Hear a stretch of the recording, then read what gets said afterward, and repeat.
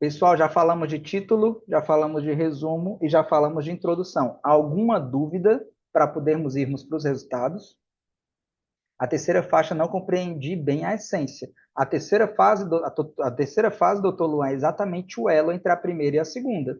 Primeiro, o conceito da doença. Segundo, o objetivo. Se nós estamos enaltecendo uma mutação, eu tenho que falar da importância da mutação. A segunda faixa é a conceitualização da caixinha sobre aquela doença. Eu estou falando da doença. Dentre o universo que abrange essa doença, nós temos uma informação chamada mutação do DNA. Nós teríamos terapêutica, nós teríamos sintomas, nós teríamos patogênese. Uma das caixinhas é mutação. Eu tenho que definir a mutação.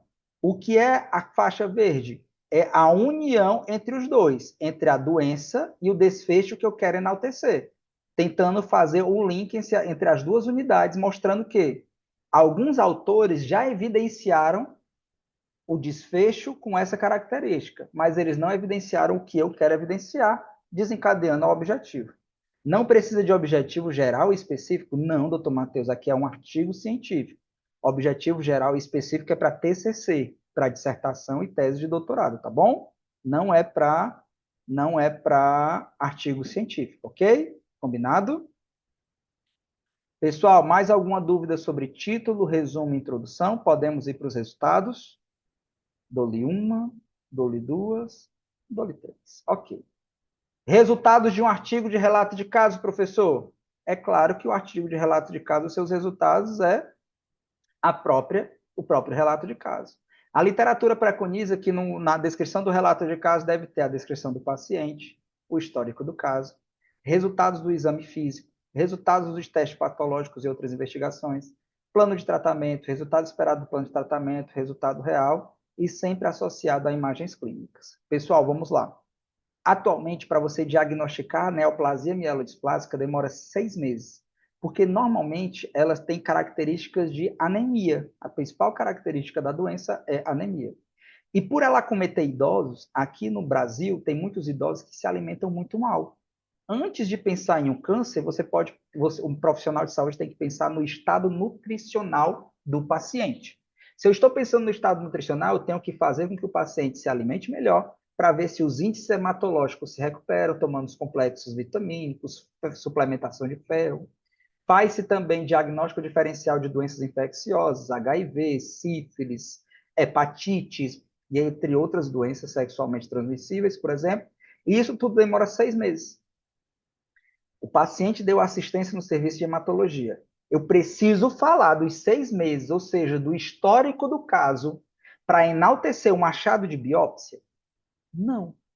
Por isso que eu quero que vocês entendam. Relatar um caso não é descrever o seu prontuário. Relatar um caso é falar do seu achado. Se você está escrevendo um artigo sobre um achado de biópsia, é claro que quem vai ler já sabe o que é a doença. Você somente vai enaltecer o achado raro ou incomum. Ponto e basta. Mas, professor, e naquele caso que o paciente foi baleado e atingiu a artéria axilar? Claro que, a nível de temporalidade, ele não demora 6 meses para ser diagnosticado. É claro que você vai começar com paciente adulto de 44 anos, foi atingido por projéteis de arma de fogo, acometendo a região axilar, com diversos múltiplos projéteis de chumbo, gerando uma área de ampla lesão, uma área de necrose e infecção local. É claro que a introdução, que o histórico do caso na emergência é fundamental, mas para um diagnóstico do câncer, não. Quem vai ler o seu artigo já sabe o que é o câncer. Ele quer saber diretamente o achado lógico do seu estudo. Regra geral, objetividade e replicabilidade. Ok, pessoal. Vamos ver os exemplos. Nós temos aqui dois grandes exemplos que são bem distintos, um mais amplo e um mais restrito, ok? Vamos ver os nossos exemplos. Como foi descrito o caso clínico do artigo de linfoma? Antes, pausinha racional para vocês. O que é que eu estou fazendo aqui? Eu estou fazendo exatamente o que eu combinei com vocês. A partir de hoje, vocês vão ler artigos sem ver o conteúdo, mas sim entendendo a técnica de escrita, ok? Técnica de escrita de relato de caso do artigo do linfoma linfoblástico de células B. Um homem de 52 anos relatou dispneia e edema facial, com duração de 4 meses. Ao exame físico, apresentava bradicardia, engurgitamento venoso jugular e hipofenose de bulhas cardíacas. A eletrocardiografia revelou bradicardia sinusal.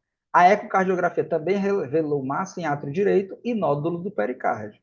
O paciente foi submetido à biópsia de nódulos no pericárdio, miocárdio, e diagnóstico de linfoma linfoblástico do tipo B, a partir dos marcadores por imunohistoquímica, foi criado. Aqui nós já citamos a informação de imagem, figura 1A e figura 1B. Figura 1A e figura 1B. Sempre lembrando que toda imagem tem que ser chamada no texto. A tomografia por emissão de pósitron, PET-CT, mostrou um aumento acentuado da captação desse fluoróforo através do pericárdio e miocárdio, sem captação com outros linfonodos, figura 1A e figura 1B. O que é que isso nos mostra? Isso nos mostra que não teve metástase. O paciente foi tratado com esse protocolo de quimioterapia.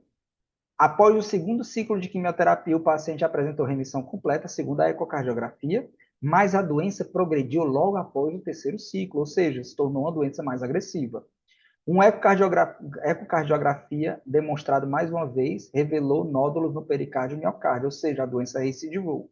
Nesse momento, foi utilizado quimioterapia, uma combinação de rituximab e fosfamida, carboplatina e etoposídeo. O paciente apresentou remissão completa após 2 ciclos e recebeu transplante autólogo.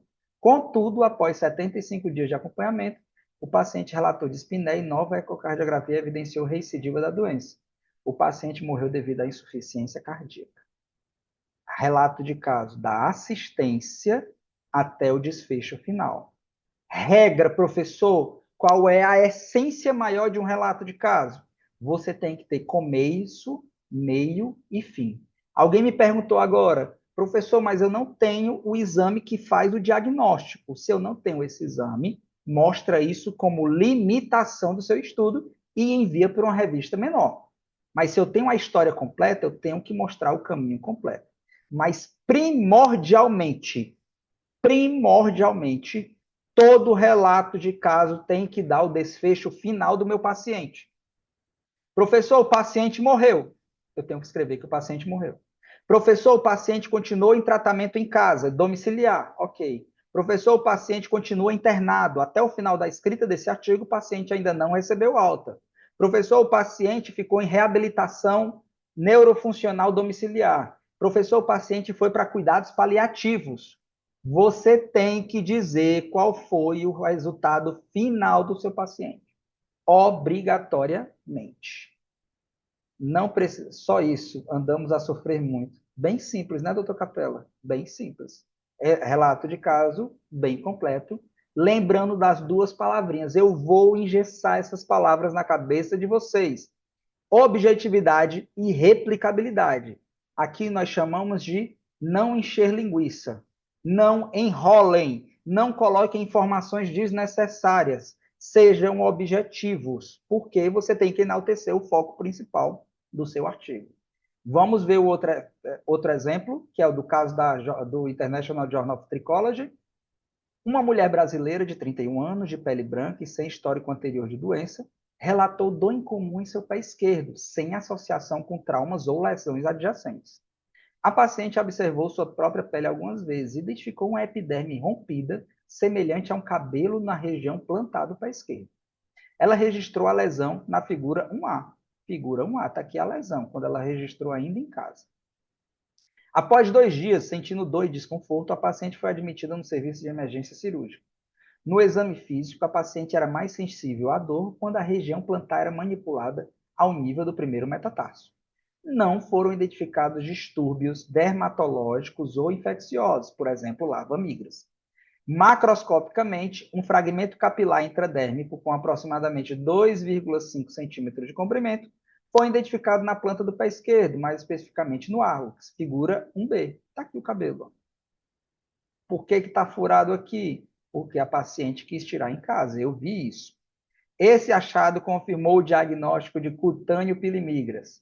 Ao analisar a figura 1A, o médico concluiu que o cabelo havia se deslocado da epiderme da região plantar para a região proximal do hálux do pé esquerdo. Após o diagnóstico, sob anestesia local, A linha preta foi facilmente extraída usando uma agulha 25 gauge. Professor, precisa de detalhes? Precisa de detalhes, até mesmo o tipo de agulha. E foi identificada como um eixo de cabelo sem folículo piloso. Figura um C e um D. Figura um C, está aqui a pontinha do cabelo e está aqui o cabelo totalmente extraído. Após a remoção do cabelo, a lesão foi tratada com sucesso e não houve recorrência desde então. Ou seja, conclusão do paciente, o paciente foi tratado sem repercussões maiores. Portanto, relatamos aqui o primeiro caso de migração sequencial in situ de um cutâneo pilimigras em um paciente adulto. Sem enrolação, objetivo, pré, intra e pós-tratamento. Simples e objetivo.